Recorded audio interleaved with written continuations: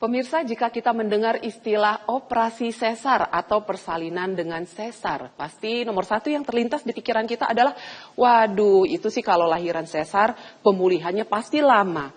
Terus rasanya pasti sakit ya. Jadi lebih baik kita persalinannya normal aja pemirsa. Tapi seperti kita ketahui ya, kayaknya zaman sekarang ini teknologi apalagi di bidang kesehatan itu pastinya semakin maju. Nah sekarang mungkin Anda baru-baru ini sudah mendengar yang namanya istilahnya metode ERAX. Katanya ini adalah salah satu persalinan sesar yang bisa memulihkan lebih cepat. Tapi betul atau tidak ya pemirsa? Pada pagi hari ini bersama dengan saya Alia Renomas di acara Sehat Pagi, kita sama-sama akan membahas seputar pemulihan pasca operasi sesar dengan ERAX. Sudah hadir bersama dengan saya ada Dr. Jesslyn Moinawati Sanusi, spesialis obgyn. Kita sapa dulu Dr. Jesslyn ya pemirsa. Selamat pagi Dr. Jesslyn. Selamat pagi Mbak, selamat pagi. Bagaimana kabarnya dok? Sehat, segar. Sehat, segar. Oh, itu yang paling penting dok. Paling penting harus sehat dan juga segar. Karena kadang biasanya orang kalau pagi-pagi tuh masih lemes ya dok ya. Iya. Dokter, kita pada pagi hari ini kan akan membahas seputar metode atau mungkin pemulihan pasca operasi sesar dengan ERAX. Iya. Saya jujur aja nih dok, saya baru mendengar nih istilah ERAX ini ya dokter. Tapi bolehlah dijelaskan kepada kita semua. Karena dulu kan kita taunya adalah persalinan itu ada normal dan juga ada sesar. Tapi bagaimana dengan ERAX? Sebenarnya ERAX ini apa dokter Jesslyn? Silahkan dok. Baik, jadi kita jelaskan secara sekilas. ERAX sendiri itu artinya adalah Enhanced Recovery After Cesarean. Yang artinya adalah Enhanced Recovery adalah pemulihan yang lebih cepat ya setelah sesar. Okay. Nah pemulihan itu biasanya juga terutama dalam artian gimana kita bisa beraktivitas lebih cepat setelah sesar. Oke. Memang biasanya kan orang-orang yang ditakutin itu adalah, aduh setelah sesar nanti nggak bisa ngapa-ngapain, sakit banget. Nah itu yang diperbaikin metodenya dengan sistem ERAX ini sendiri. Sebenarnya sistem ERAX ini sendiri dulu kalau di luar negeri itu sebenarnya udah sering dipakai ya pada teknologi operasi-operasi bedah pada umumnya. Oke. Betul. Yeah. Cuman ya setelah diterapkan di metode bedah, kalau di metode bedah namanya ERAS, Enhanced Recovery After Surgery. Bedah. Okay. Kalau umpamanya untuk persalinan ERAX karena Cesarean surgery. Oke. Ya, kemudian diadaptasi lah di bagian obgyn. Gimana kalau diterapkan di bagian obgyn? Kemudian di luar sendiri sebenarnya udah mulai berjalan ya. Di sini sebenarnya udah mulai booming itu sekitar mungkin 2-3 tahun terakhir ya. Berapa tahun terakhir mulai booming itu. Nah setelah itu barulah banyak mungkin literasi, orang baru tahu, oh ada sistem baru gitu. Jadi sebenarnya apa sih dok yang membedakan ERAX dengan operasi sesar pada umumnya? Selain mungkin dari masa pemulihannya itu ya dok ya. Apa sih yang membedakan ERAX dengan operasi sesar? Why ERAX gitu? Kalau seandainya ada seseorang yang ingin melakukan persalinan tapi memilih untuk persalinan bukan normal ya. Tapi kenapa ERAX dokter? Apa yang membedakannya dengan sesar? Oke. Jadi kalau untuk metode sekarang memang pada umumnya itu orang sekarang di beberapa rumah sakit, hampir semua rumah sakit itu menerapkan udah metodenya ERAX. Oh, hampir semua rumah sakit. Hampir semua rumah sakit. Jadi memang ada persiapan-persiapan agak beda di persiapan sebelum operasi. Nah, itu yang agak beda. Biasanya mungkin kalau sebelum operasi puasa harus sampai lebih dari 8 jam. Nah, kalau di metode ERAX ini biasa di 6 jam sebelum itu ada diberi terapi seperti minuman berenergi. Kemudian 2 jam sebelum operasi masih boleh minum sedikit. Gitu. Minuman yang biasanya udah diatur dari bagian ahli gizi untuk supaya ada energinya. Nah, makanya setelah operasi orang nggak sampai lemas-lemas banget karena dia udah ada cadangan energi dari minuman tersebut. Nah, setelah operasi biasanya kurang lebih sekitar 2 jam itu udah boleh minum. Biasa diberi minuman berenergi lagi supaya dia cepat energinya ada. Jadi tenaga untuk dia beraktivitas itu ada cepat kembali. Beda kalau sama dulu kan mungkin setelah operasi harus bed rest dulu hampir 24 jam. Kemudian kalau belum sampai kentut itu baru boleh bergerak. Nah sekarang enggak gitu. Oh, jadi dengan eraksi ini berbeda ya dok ya dengan sesar, karena jujur aja nih dokter Jesslyn, saya ini dulu melahirkan anak itu dengan operasi sesar nih pemirsa. Jadi apa yang tadi dokter Jesslyn jelaskan itu kayak flashback gitu secara visual di pikiran saya. Jadi zaman dulu nih ketika mau persalinan sesar, kan setelah persalinan sesar itu memang kita tidak boleh minum dulu ya dok ya. Rasanya itu ngefly gitu, agak lama deh, nggak boleh minum padahal kita itu lemes. Tapi dengan erax ini ternyata dikasih jedanya setelah tindakan operasi pembedahan itu, dikasih jeda berapa jam dok baru kita boleh dikasih energi drinknya itu? Kurang lebih sekitar 2 jam. Nah, berarti kita lebih berenergi ya dok ya? Betul, jadi juga setelah operasi nggak yang lemas banget. Kemudian itu biasanya juga pada saat intraoperasinya, pada saat operasi itu ada metode-metode atau obat-obatan yang dari bagian, kita kan tim ya, termasuk dari bagian anestesi, itu ada obat-obatan yang diadaptasi. Jadi nanti gimana supaya pasiennya bisa lebih cepat bergerak, kemudian bisa meminimalisir nyerinya supaya pada saat pasien setelah operasi itu tidak merasakan nyeri yang berlebihan gitu. Jadi inilah namanya metode erax ini, dan ternyata tadi dokter Jesslyn juga sudah katakan pemirsa, metode ini sudah banyak dilakukan di rumah sakit ya untuk saat ini ya dok ya. Jadi bukan salah satu metode yang sebenarnya baru juga gitu, tapi memang baru booming sekitar 2-3 tahun belakangan ini untuk metode erax ini pemirsa. Kira-kira siapa saja sih yang mungkin boleh untuk melakukan atau menjalani persalinan dengan metode erax ini? Kayaknya saya akan bahas lebih detail lagi sambil saya mengundang Anda di rumah pemirsa yang ingin berkonsultasi langsung dengan dokter Jesslyn seputar bagaimana nih metode persalinan eraxnya pasca pemulihannya seperti apa. Silahkan yang ingin berkonsultasi langsung, siapa tahu mungkin Anda salah satunya di rumah lagi ada mau melahirkan nih, lagi menimbang-nimbang kira-kira persalinannya akan seperti apa. Silakan yang ingin berkonsultasi langsung bisa via WhatsApp, untuk nomornya sudah tertera di layar kaca Anda ya pemirsa. Kami jeda sejenak, jangan kemana-mana, kami akan segera kembali sesaat lagi.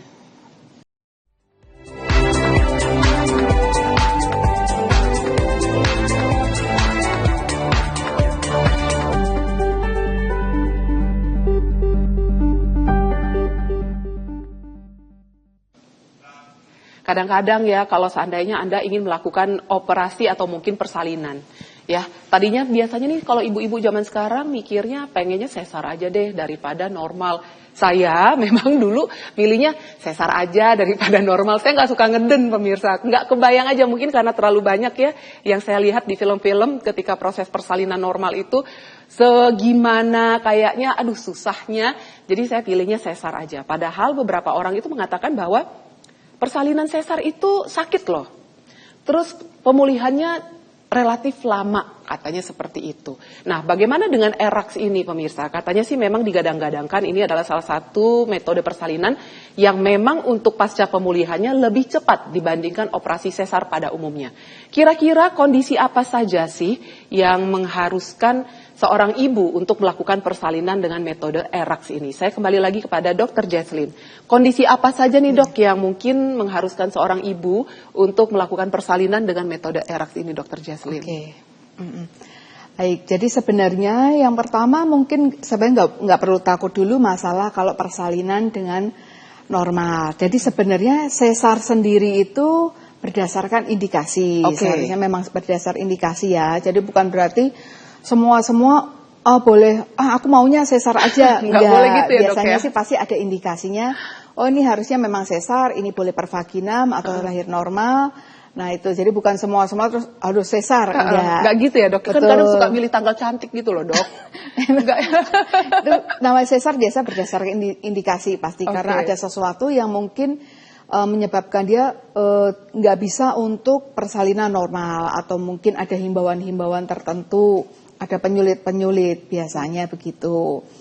Nah untuk persalinan sesar sendiri sebenarnya untuk sistem erax ya, itu karena ditujukan untuk pemulihan yang lebih cepat, itu pastinya kita juga harus evaluasi kondisi-kondisi seperti apa pasien yang boleh mengikuti persalinan erax ini. Yang pertama biasanya lebih baik kalau persalinan sesar ini dilakukan secara elektif atau terencana.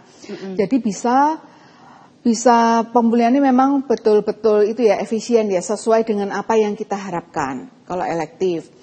Nah, kemudian persiapannya apa untuk ERAK sendiri? Yang pertama ya kita pasti harus evaluasi dulu kondisi per pasiennya bagaimana.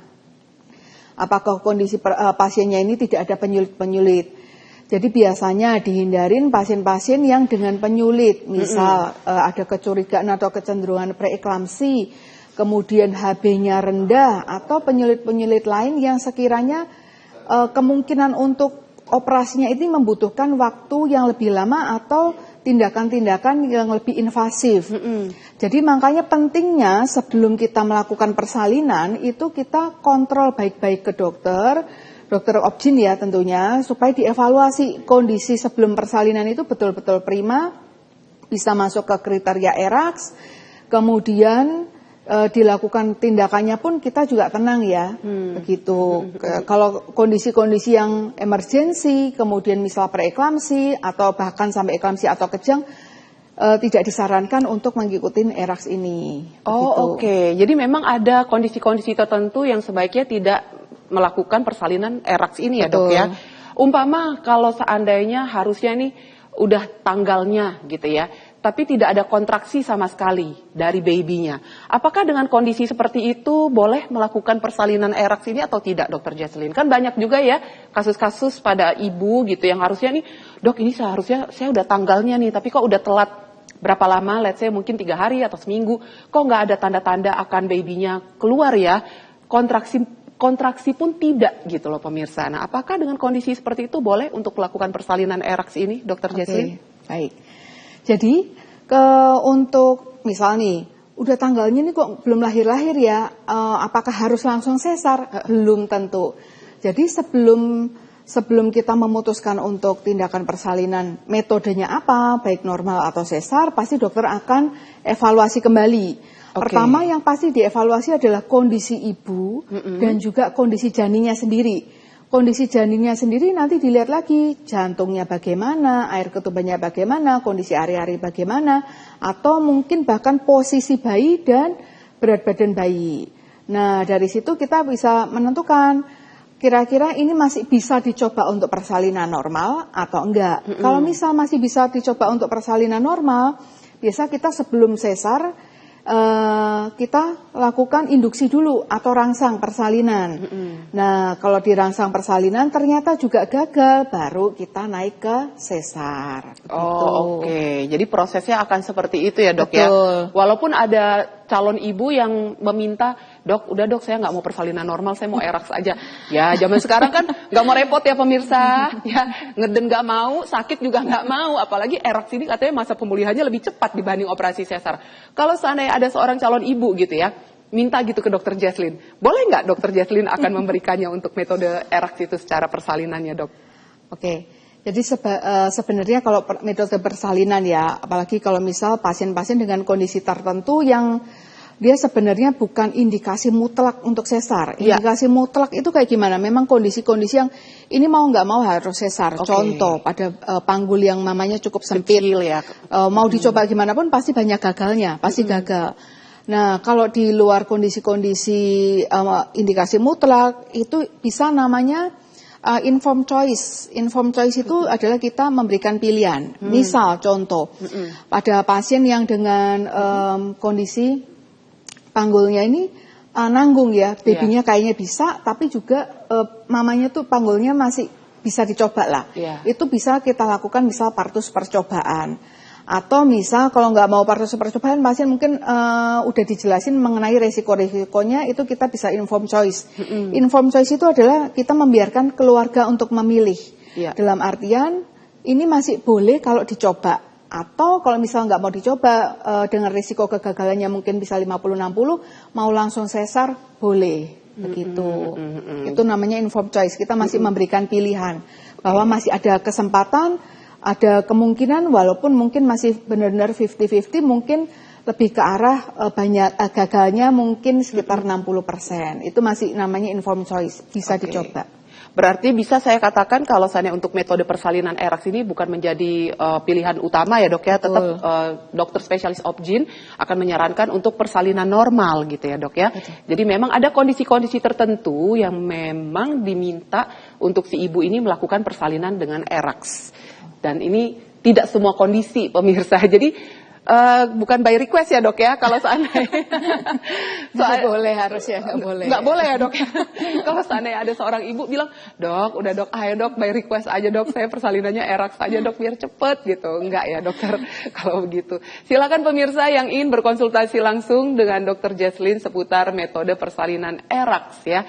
Saya nanti akan menanyakan kembali dengan dokter Jesslyn kira-kira fase-fasenya nih dari metode persalinan eraks ini apa saja ya. Sesaat lagi pemirsa, jangan kemana-mana, tetap di Sehat Pagi.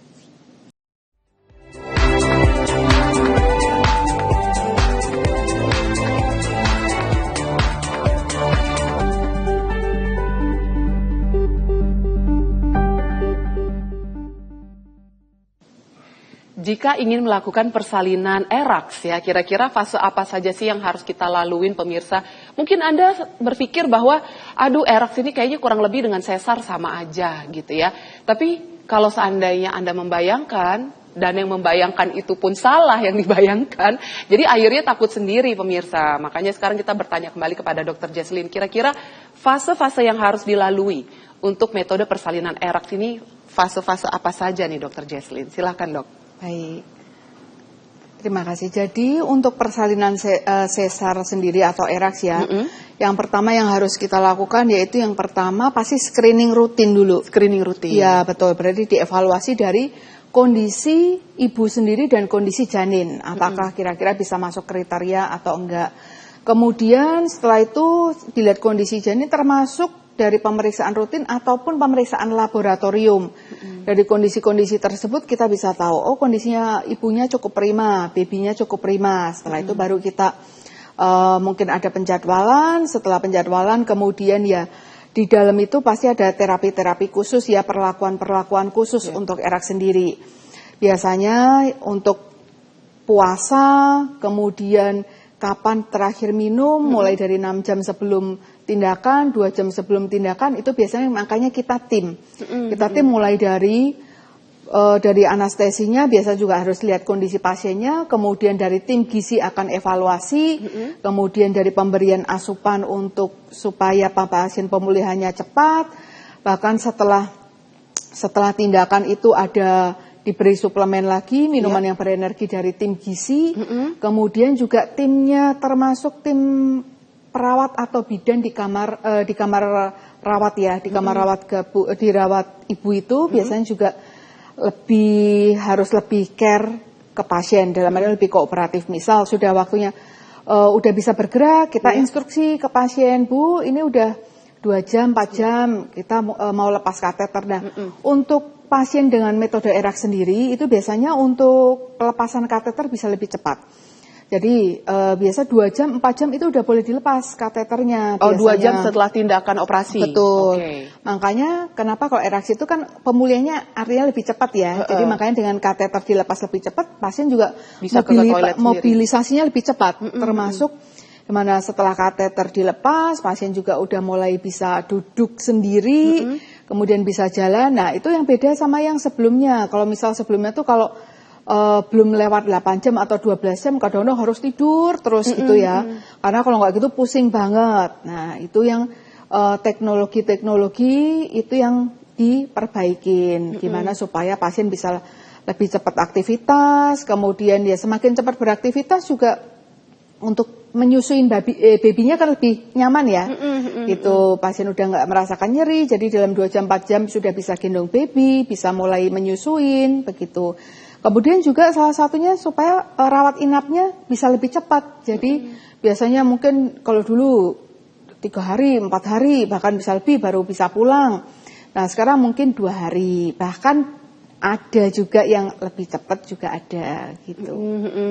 Jadi memang sebenarnya untuk metode eraks ini sangat memudahkan si ibu ya dok ya. Betul. Untuk segera pulih dari pasca tindakan persalinan ini ya pemirsa. Bedalah dengan operasi sesar zaman dulu. Dok saya mumpung nih inget Saya mau nanya nih sama Dokter Jesslyn, zaman dulu ketika proses persalinan sesar, setelah persalinan sesar itu kan memang betul pemirsa, katanya kita itu diminta untuk rebahan ya, tidak bergerak selama 6 jam sampai 8 jam lah, dan itu ditunggu sampai kita bisa buang angin atau buang air besar.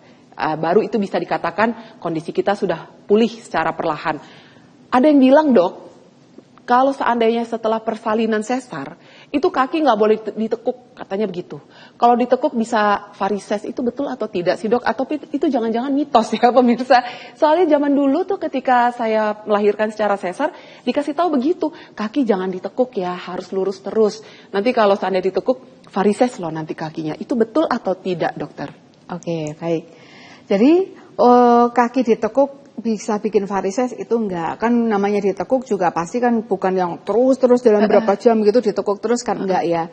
Jadi memang kalau setelah sesar itu, setelah tindakan itu biasanya kalau sekarang justru kita nggak perlu yang nunggu sampai harus kentut atau sampai buang angin gitu baru boleh minum gitu enggak ya. Jadi yang sekarang mungkin kira-kira 2 jam itu bisa kita lihat dari bising ususnya, kita dengerin aja dari ususnya. Dari ususnya kalau udah klutuk udah cukup banyak itu artinya udah boleh mulai diberi asupan, minum mulai sedikit-sedikit itu boleh. Mungkin juga jangan langsung minum langsung banyak, kan kaget nanti ususnya.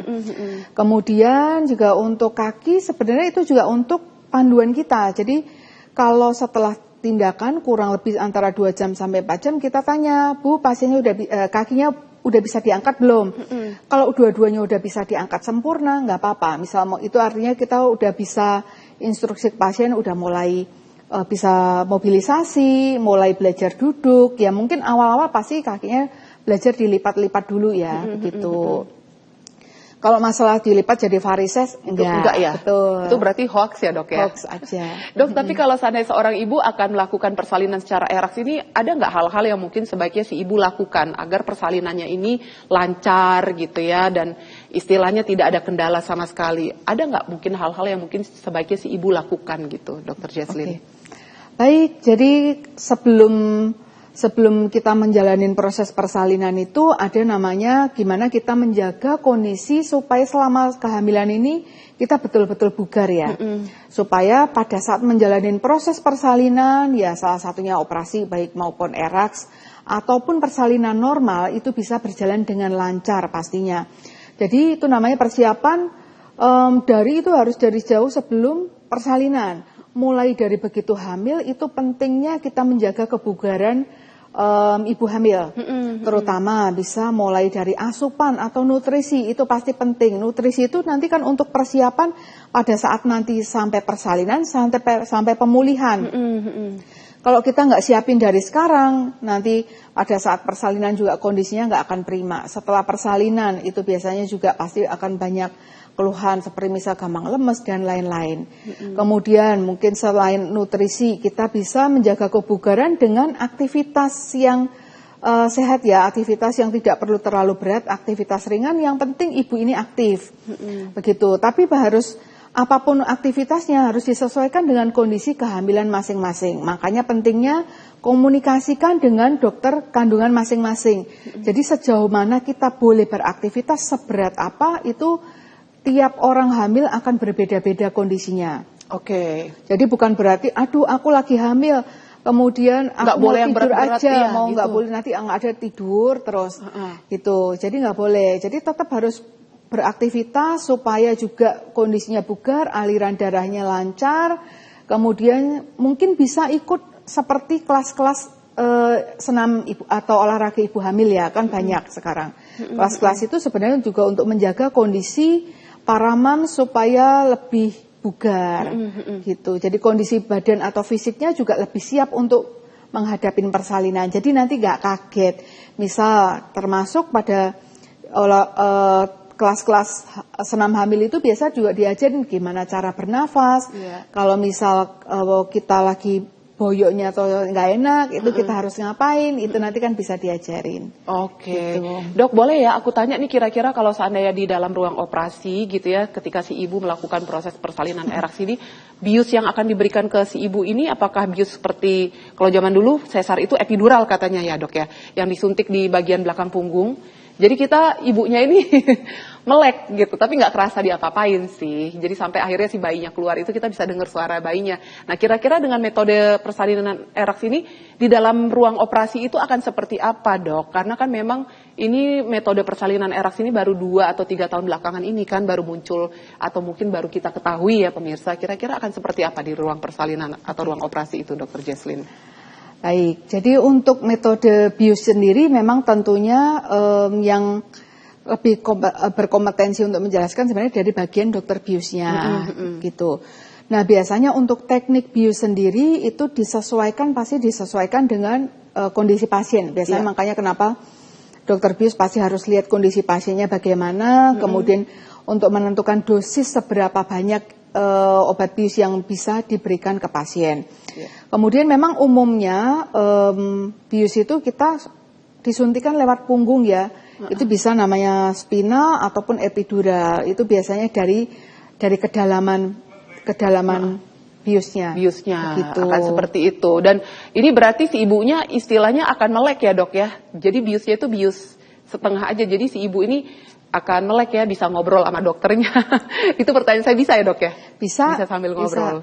Biasanya bisa, jadi kalau namanya dibius lewat spinal ataupun epidural, itu biasanya pasien masih tetap sadar, bisa berkomunikasi dengan dokter atau timnya, masih bisa ngobrol. Bisa ngobrol begitu. Ya. Saya inget soalnya zaman dulu itu masih bisa nyanyi Dok, ya kan? Kan soalnya takut ya pemirsa, kita masuk ke dalam ruang operasi itu bayangannya, apalagi kalau belum pernah ya, sama sekali belum pernah masuk ruang operasi. Masuk ruang operasi kan bayangannya, aduh nih kayaknya serem banget ya, dan dingin sekali. Akhirnya badan itu kayak menggigil, terus ini pinter dokternya juga mungkin waktu itu mau dengerin lagu apa gitu ya, ditanya gitu. Dan tahu pilihan lagu saya apa Dok? Zombinya Cranberries. Zombie pemirsa. Baik kalau begitu, Dr. Jesslyn kita jeda sejenak ya pemirsa. Kami harus jeda sejenak, jangan kemana-mana, tetap di Sehat Pagi.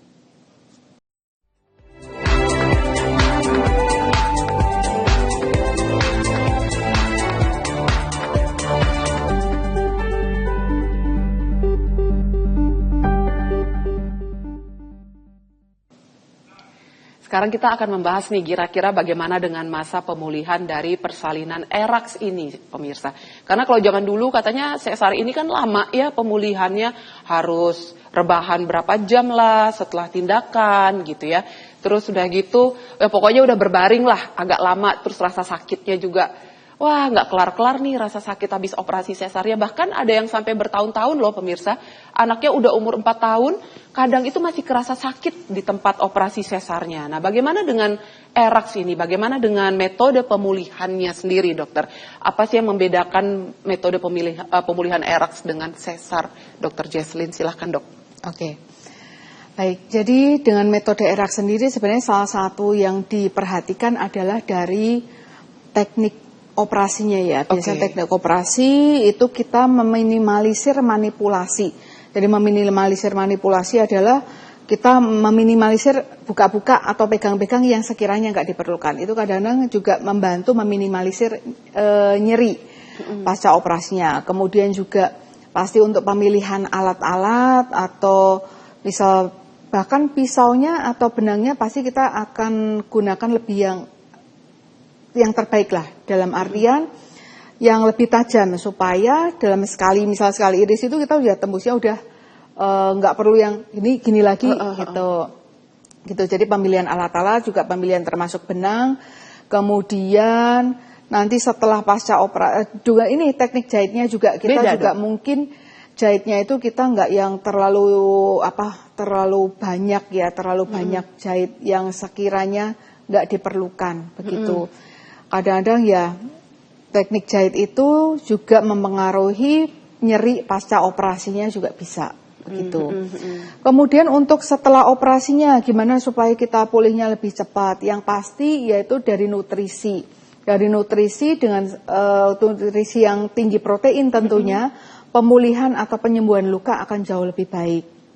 Kemudian juga selain nutrisi, kemudian dari pasien sendiri juga harus memperhatikan kira-kira ada kendala atau masalah-masalah apa setelah persalinannya yang mungkin bisa diperhatikan. Misal apakah pada lukanya itu ada yang basah atau keluar darah atau bernanah, kemudian dari pervaginam sendiri mungkin apakah ada perdarahan yang berlebihan, itu juga harus diperhatikan dari keluarga. Jangan dibiarin misal udah ada keluar darah sampai satu pampers mungkin dibiarin aja, itu nggak boleh. Jadi memang juga kita harus saling kooperatif ya. Jadi kita juga memperhatikan untuk tindakan kita lakukan yang terbaik dari keluarga juga, baik keluarga maupun pasien sendiri juga harus lebih perhatian dengan kondisi masing-masing.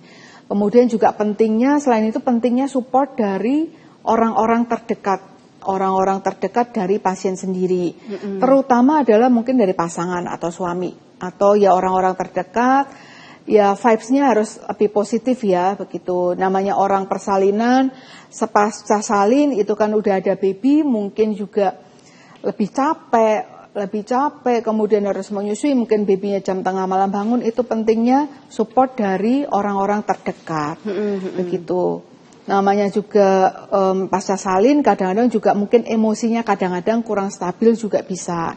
Itulah pentingnya kita juga aspirasi positif, kemudian vibes-nya lingkungan juga harus support. Jangan terus misal, waduh kok nggak bisa gini, nggak bisa gitu. Nah, itu yang harus saling dimengerti antar pasien dan juga lingkungan sekitarnya. Begitu. Dok, berapa lama sih kira-kira setelah eraks ini terus si ibu boleh meninggalkan atau keluar dari rumah sakit? Berapa hari dok biasanya? Baik, selama tidak ada penyulit, tidak ada kendala, misal pasien tensinya cukup stabil, kondisi cukup stabil, tidak ada perdarahan, kemudian baby juga aman, itu biasa 2 hari sudah boleh pulang. Oh 2 hari sudah boleh pulang. 2 hari atau 3 hari lah. Oh 2 hari atau 3 hari ya, itu sudah tapi boleh rata-rata 2 hari sudah bisa pulang. Wow, cepet juga ya. Betul, dok ya. Lebih cepat daripada persalinan sesar ya untuk keluar dari rumah sakit. Persalinan sesar biasa mungkin beda sehari lah. Ya, beda sehari ya. Gitu.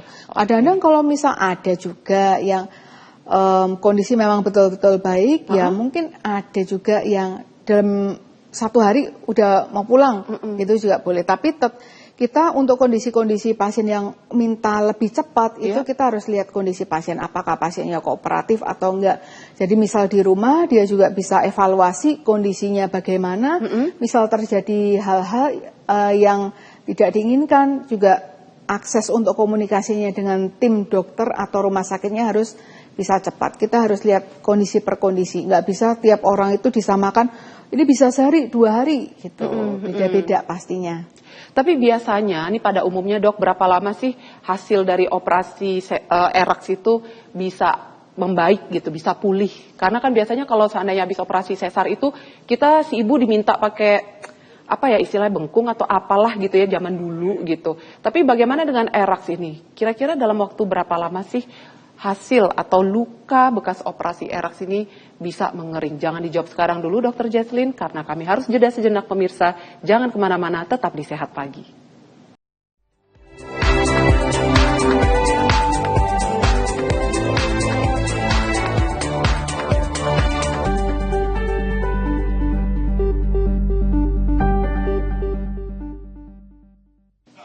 Menjadi pertanyaan calon ibu ya, kalau seandainya melakukan metode persalinan eraks ini, kira-kira dalam waktu berapa lama sih untuk luka jahitan itu bisa pulih seperti sedia kala? Saya kembali lagi kepada Dr. Jesslyn. Bagaimana dok, dalam waktu berapa lama sih itu bisa pulih dok untuk luka jahitannya itu? Oke. Baik, jadi untuk luka sendiri kan namanya sesar itu dari luar sampai dalam. Untuk luka luar sendiri kurang lebih antara 1 sampai 2, 1 minggu itu biasa udah mulai kering. 1 minggu udah mulai kering, biasanya masih pakai plester anti air ya, biasanya untuk minggu-minggu pertama. Kemudian kita evaluasi dalam 2 minggu, biasanya kalau memang sudah betul-betul baik, kita sudah boleh lepas plester anti air, udah boleh kena air. Nah, biasanya tapi kalau untuk luka bagian dalam itu mungkin butuh waktu sekitar 4 sampai 6 minggu. Tapi bukan berarti setelah 4 sampai 6 minggu itu boleh hamil ulang ya. Nah, mungkin kalau 4 sampai 6 minggu itu pemulihan pemulihan dia sudah jaringan-jaringan sudah mulai menyatu, tapi untuk ditarik kembali untuk hamil ulang ya belum siap. Makanya biasanya untuk kalau misal untuk persiapan kehamilan lagi itu paling cepat idealnya pokoknya di atas 1 tahun, di atas 2 tahun lah paling amannya.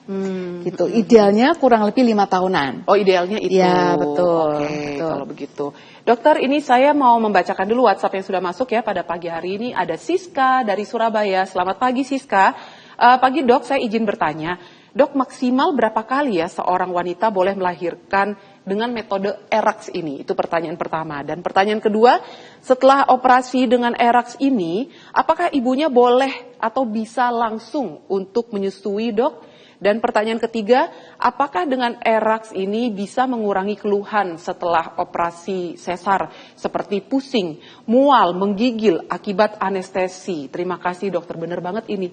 Karena pas waktu itu saya habis operasi sesar, itu ada rasa pusing, mual, menggigil, ini benar banget dok. Nah ini bagaimana dokter? Untuk Siska dari Surabaya, untuk pertanyaan pertama. Maksimal berapa kali seorang wanita boleh melahirkan dengan sesar, metode ERAX ini? Betul.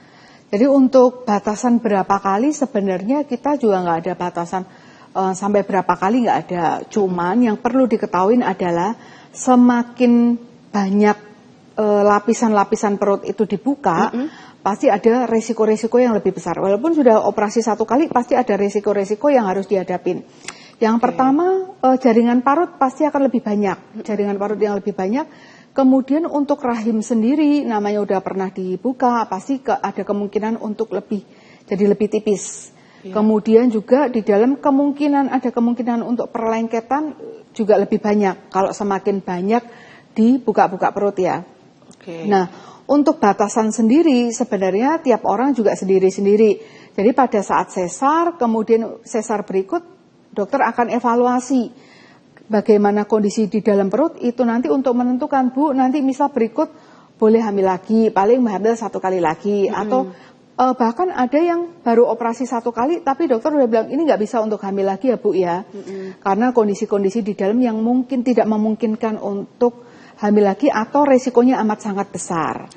Begitu. Jadi memang harus disesuaikan. Tapi untuk di Indonesia sendiri, biasanya kita ngambil patokan itu kurang lebih 2 kali, hamil ketiga itu disarankan sudah untuk tidak hamil kembali kalau sesar ya. Untuk ERAX ini ya sesar dok, ya? Pertama, kemudian sesar kedua, kemudian dari sesar kedua ini biasanya untuk menentukan kira-kira masih boleh nggak, paling nggak misal 1 kali lagi. Atau kalau misal sesar kedua ini udah kelihatan rahim ini tipis banget, udah nggak memungkinkan, atau pada saat sesar kedua aja plasenta atau ari-arinya udah lengket-lengket, kita nggak saran untuk hamil lagi. Begitu. Jadi ini case per case ya dok ya. Betul. Tapi rata-rata di sini sekitar 2-3 kali mentok. Itu disarankan. Disarankan. Baik, selanjutnya setelah dengan ERAX ini, apakah ibunya boleh atau bisa langsung menyusui dokter? Boleh. Jadi makanya dengan ERAX sendiri kan tujuannya untuk mempercepat mobilisasi.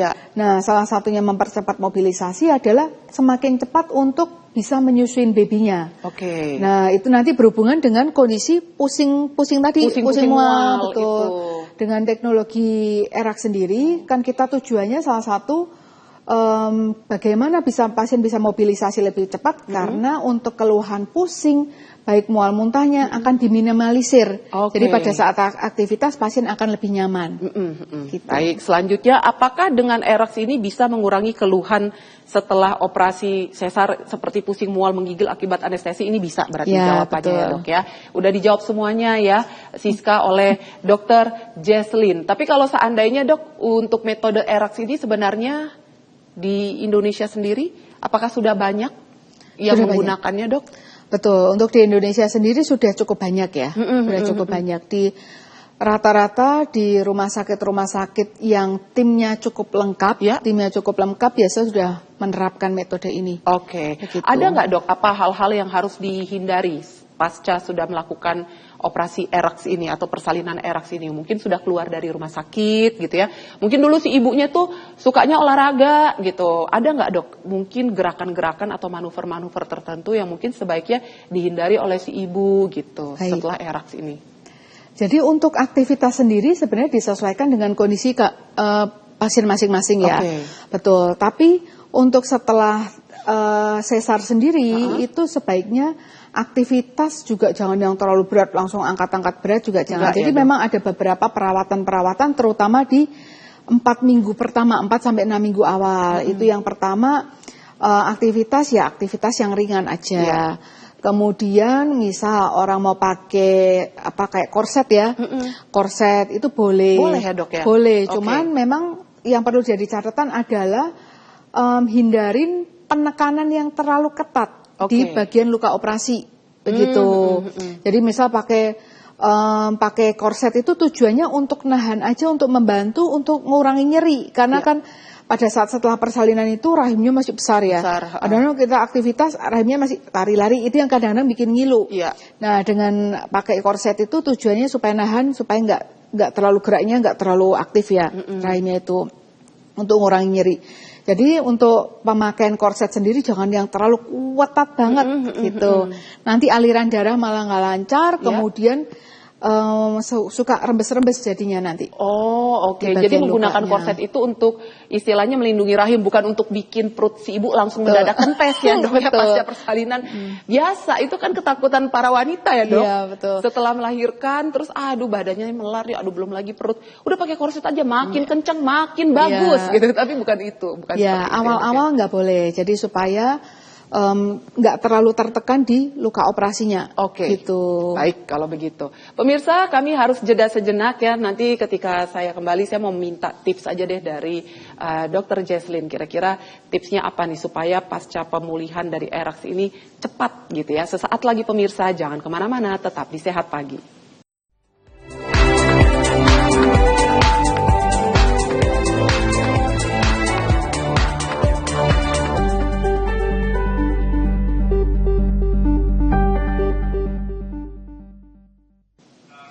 Segmen terakhir Sehat Pagi pemirsa, saya sekarang mau minta tips deh dari Dr. Jesslyn nih, kira-kira kalau seandainya sudah melakukan operasi ERAX ya, persalinannya dengan metode persalinan ERAX, apa saja sih yang harus dilakukan oleh seorang ibu supaya pemulihannya ini cepat? Karena kan jujur aja pemirsa, itu kan nggak gampang juga ya, Dok ya, kita baru aja sudah persalinan gitu ya. Mungkin si ibu juga hormonnya masih up and down, tapi menyusui anak juga bangun malam-malam gitu. Belum lagi kalau seandainya di rumah itu tidak ada yang membantu gitu ya. Jadi harus melakukan segala sesuatunya sendiri. Dan ini ingin agar cepat pulih. Apa yang sebaiknya harus dilakukan oleh si ibu ini, Dr. Jesslyn? Baik.